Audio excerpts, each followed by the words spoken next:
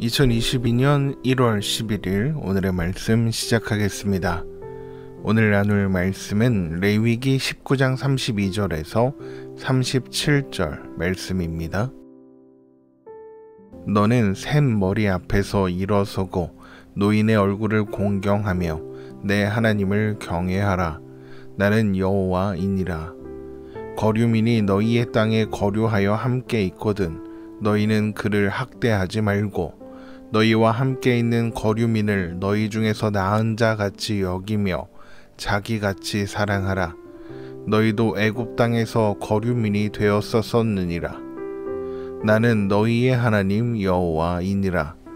너희는 재판할 때나 길이나 무게나 양을 잴 때 불의를 행하지 말고 공평한 저울과 공평한 추와 공평한 에바와 공평한 흰을 사용하라.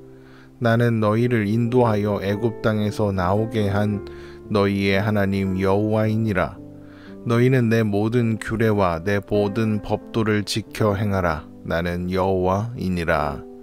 아멘. 계속해서 레위기 19장의 말씀을 살펴보고 있습니다.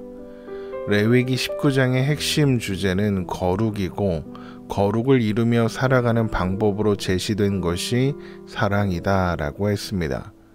그래서 레위기 19장의 주제는 하나님 사랑, 이웃 사랑이다 라고 했죠. 오늘 살펴보게 되는 본문은 먼저 노인을 공경하는 것을 하나님을 경외하는 것과 마찬가지로 보시겠다. 노인을 공경하는 것이 곧 하나님을 경외하는 것이다 라는 말씀으로 시작됩니다.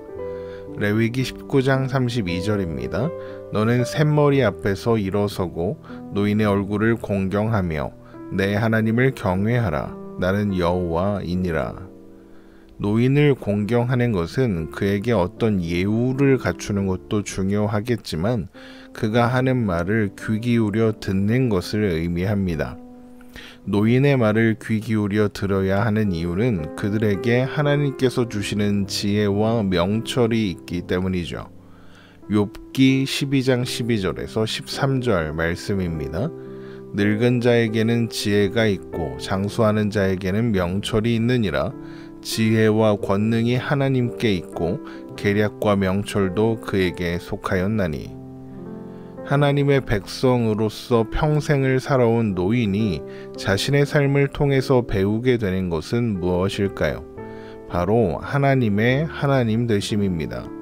젊고 혈기가 왕성할 때는 내 힘과 내 의지로 사는 줄 알았는데 인생의 황혼기에 이르러 삶을 돌아보면 인생의 구비구비마다 임마누엘로서 함께 하신 하나님의 손길을 확인하며 하나님은 한 번도 선하지 않으신 적이 없었고 하나님이 옳지 않으신 적이 없었다는 것을 확인하게 되는 겁니다. 바로 그것이 노인들이 가지게 되는 하나님께서 그들에게 주시는 지혜와 명철입니다. 하나님의 하나님 되심을 아는 것이 지혜와 명철입니다. 잠언 9장 10절입니다. 여호와를 경외하는 것이 지혜의 근본이요 거룩하신 자를 아는 것이 명철이니라. 자신의 평생을 통해서 이것을 확인한 노인이 혈기왕성하여 자기들의 힘과 의지로 사는 줄 아는 젊은이들에게 무엇을 말해주고 싶겠습니까? 바로 하나님의 하나님 되심에 대해서겠죠. 하나님은 선하시다. 하나님 안에 있는 것이 참된 복이다. 한마디로 집 나가면 고생이다. 하나님 안에서 살아라. 이것이겠죠.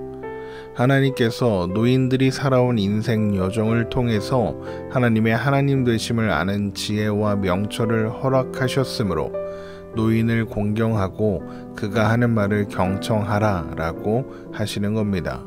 그래서 그것이 곧 하나님을 경외하는 것이나 마찬가지다 라고 하시는 것이죠. 우리가 하나님을 오해했다라는 책의 저자이신 김형익 목사님은 그의 책에서 이런 것들을 자신의 말과 삶을 통해 보여줄 수 있는 노인을 경건한 어른들이라고 표현을 하면서 그런 경건한 어른이 많은 교회가 건강한 교회다라고 이야기하기도 합니다. 그저 늙어가는 어른이 아니라 그저 나이만 들어가는 것이 아니라 하나님의 하나님 되심을 신앙의 후배들에게 들려줄 수 있는 그런 경건한 어른이 많아지는 그런 우리 교회가 되었으면 좋겠습니다. 이어서 하나님은 나그네와 거류민을 사랑하라 이렇게 말씀하십니다. 레위기 19장 33절에서 34절입니다. 거류민이 너희의 땅에 거류하여 함께 있거든 너희는 그들을 학대하지 말고 너희와 함께 있는 거류민을 너희 중에서 나은 자같이 여기며 자기같이 사랑하라. 너희도 애굽 땅에서 거류민이 되었었느니라. 나는 너희의 하나님 여호와이니라. 하나님의 백성들이 나그네와 거류민들을 그들 중에서 나은 자처럼, 그러니까 마치 하나님의 백성으로 태어난 자처럼 여기며 자신과 같이 사랑해야 하는 이유는 그들 또한 애굽 땅에서 거류민으로 살았던 사람들이기 때문입니다. 그들은 아무리 세월이 지나도 자신들이 애굽의 종이요 나그네이며 거류민이었다가 하나님의 은혜로 말미암아 건지심을 받았다는 사실을 잊지 말아야 하는 것입니다. 하나님의 백성들은 나그네와 거류민들을 사랑함으로써 나그네요 거류민이었던 그들을 사랑하사 은혜를 베푸신 하나님을 기억하며 하나님을 닮아가야 하는 것입니다. 또한 하나님의 백성들은 재판할 때처럼 길이나 무게나 양을 잴 때 공평한 저울과 추와 에바와 흰을 사용하지 않고 속이는 불의를 행하지 말아야 합니다. 레위기 19장 35절에서 36절입니다. 너희는 재판할 때나 길이나 무게나 양을 잴 때 불의를 행하지 말고 공평한 저울과 공평한 추와 공평한 에바와 공평한 흰을 사용하라. 나는 너희를 인도하여 애굽 땅에서 나오게 한 너희의 하나님 여호와이니라. 에바는 곡식을 측량하는 바구니로 오늘날의 단위로 약 22리터 정도이고, 흰은 기름 같은 액체류를 측량하는 항아리로 오늘날의 단위로 하면 약 3.6리터 정도입니다. 저울을 속이는 것은 자신과 남에게 다른 저울을 적용하는 것을 의미합니다. 똑같이 생겼는데 다른 무게를 가진 저울과 추, 다른 부피를 가진 에바와 흰을 가지고 상황에 따라 유리하게 써먹는 거죠. 그렇게 하면 쉽게 이익을 취할 수 있으니까요. 그러나 이것은 불의한 행동이며 하나님은 이것을 기뻐하시지 않습니다. 왜냐하면 하나님은 이스라엘을 애굽 땅에서 인도하여 나오게 하신 여호와 하나님이시니까요. 저울을 속여서 불의한 이익을 취하는 것은 이웃의 것을 도둑질하는 것과 같습니다. 하나님의 백성들은 도둑질하면 안 됩니다. 왜 그렇습니까? 하나님의 백성이니까요. 하나님의 백성은 하나님의 인도와 보호를 받는 존재로 하나님으로부터 모든 것을 공급받아 살아가는 존재입니다. 그렇기 때문에 남의 소유를 빼앗을 필요도 없고 남의 소유를 빼앗기 위해서 저울을 속이는 거짓말을 하지 않아도 되는 겁니다. 하나님께서 그들의 선하신 아버지 여호와 하나님이 되셨으니까요. 그들을 사랑하셔서 그들의 자격과 조건과는 상관없이 애굽에서 건져주신 하나님이시니까요. 그럼에도 불구하고 저울을 속여 이웃의 것을 빼앗아 부당한 이익을 취하려는 것은 그렇게 하나님의 하나님 되심을 신뢰하지 못하는 것이 되는 겁니다. 그래서 하나님은 그런 행위를 마치 우상을 숭배하는 일처럼 가증한 일로 여기시겠다 말씀하십니다. 신명기 25장 13절에서 16절 말씀입니다. 너는 내 주머니에 두 종류의 저울추 곧 큰 것과 작은 것을 넣지 말며 내 집에 두 종류의 돼 곧 큰 것과 작은 것을 두지 말 것이요 오직 온전하고 공정한 저울추를 두며 온전하고 공정한 되를 둘 것이라. 그리하면 내 하나님 여호와께서 내게 주시는 땅에서 내 날이 길리라. 이런 일들을 행하는 모든 자, 악을 행하는 모든 자는 내 하나님 여호와께 가증하니라.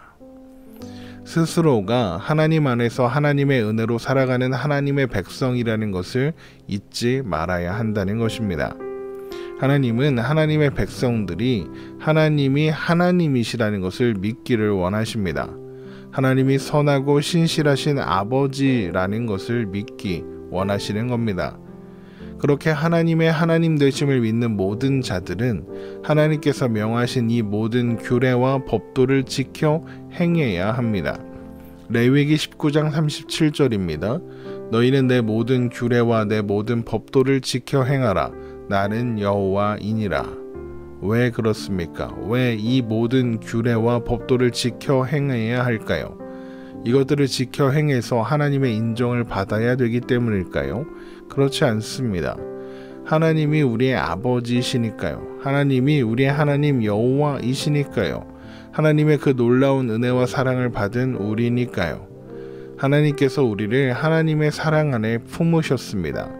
우리는 하나님의 사랑이라는 바다에 던져진 작은 그릇 같은 존재입니다. 바다에 던져진 그릇에 바닷물이 채워지지 않을 방법이 있습니까? 없죠.